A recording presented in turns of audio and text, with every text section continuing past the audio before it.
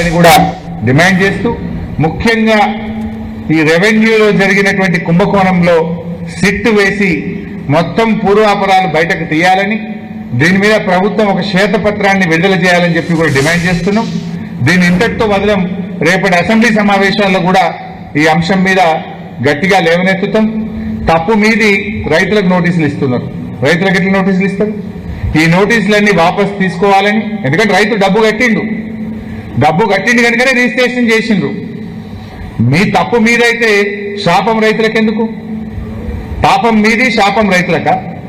ఈ నోటీసులు, రైతులకు ఇచ్చిన నోటీసులను ఉపసంహరించుకోవాలని, తక్షణమే రైతులకు పూర్తి హక్కులు కల్పించాలని, ఎవరైతే డబ్బులు తిన్నాడో వాళ్ళ దగ్గర కక్కించి అది ప్రభుత్వ ఖజానాకు జమ చేయాలని చెప్పి డిమాండ్ చేస్తున్నాం.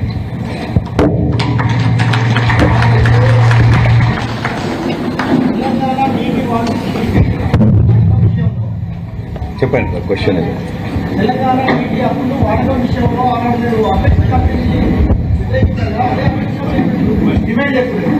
అపెక్స్ కమిటీలో రేజ్ చేసి అడిగినాం, మేము హక్కులు కాపాడినాం. అపెక్స్ కౌన్సిల్ మీటింగ్ 2 సార్లు పెట్టించి తెలంగాణ నీటి హక్కులను కాపాడింది బీఆర్ఎస్, హక్కులను కాలరాస్తున్నది కాంగ్రెస్. కృష్ణా నదీ జలాలలో బీఆర్ఎస్ ఉన్న 10 ఏళ్లలో మన వాటా కంటే ఎక్కువ మేము వాడినాం.